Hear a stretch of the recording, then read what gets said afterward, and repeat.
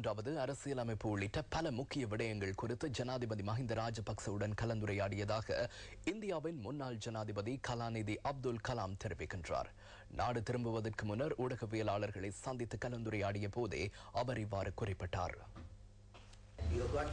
இலங்கை அதிகளவிலான வாய்ப்புகளை தற்போது கொண்டுள்ளது.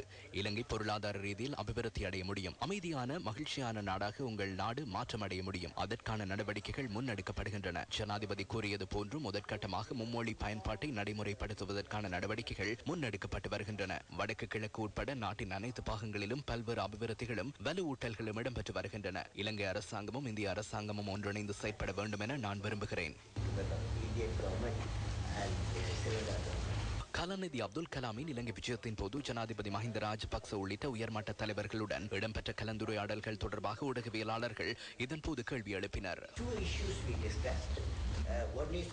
குறிப்பாக 2 விடயங்கள் தொடர்பாக கலந்துரையாடப்பட்டது. முதலாவதாக மும்மொழி பயன்பாட்டை எவ்வாறு அமல்படுத்துவது என்பது குறித்து ஆராயப்பட்டது. அதாவது சிங்கள மொழி மூலம் கல்வி பயிலும் மாணவர்கள் எவ்வாறு தமிழ் மொழியை கற்பது என்பது குறித்தும், தமிழ் மொழி மூல மாணவர்கள் எவ்வாறு சிங்கள மொழியை கற்பது என்பது குறித்தும், தொடர்பை ஏற்படுத்தும் மொழியாக ஆங்கில மொழியை எவ்வாறு கற்பது என்பது குறித்தும் கலந்துரையாடப்பட்டது. இது தொடர்பாக நாம் விரிவாக ஆராய்ந்தோம். இதேவேளை நாட்டின் பல்வேறு மாகாணங்களையும் அரசியலமைப்பு ரீதியில் வலுப்படுத்துவது குறித்தும் ஆராயப்பட்டது. தற்போது 13வது அரசியலமைப்பிற்கு அப்பாற்பட்ட தீர்வு தொடர்பாக இலங்கை ஊடகங்களில் அதிகம் பேசப்படுகின்றது. இந்த விடயம் தொடர்பாகவும் நாங்கள் கலந்துரையாடினோம். இந்த விடயத்தினை எவ்வாறு அரசியலமைப்பு ரீதியில் வலுப்படுத்துவது என்பது குறித்து ஆராய்ந்தோம். அடுத்த விடயமாக மீனவர்கள் பிரச்சினை தொடர்பாக நாம் கலந்துரையாடினோம். நான் இலங்கை மீனவர்களை சந்தித்துள்ளேன். நானும் ராமேஸ்வரத்தில் உள்ள கடற்றொழிலாளர்களின் குடும்பத்திலிருந்தே வந்திருக்கின்றேன். எனவே அவர்களின் பிரச்சினை குறித்து நான் நன்கு அறிவேன். 2 நாடுகளுக்குமான ஆலோசனை ஒன்று என்னிடம் உள்ளது.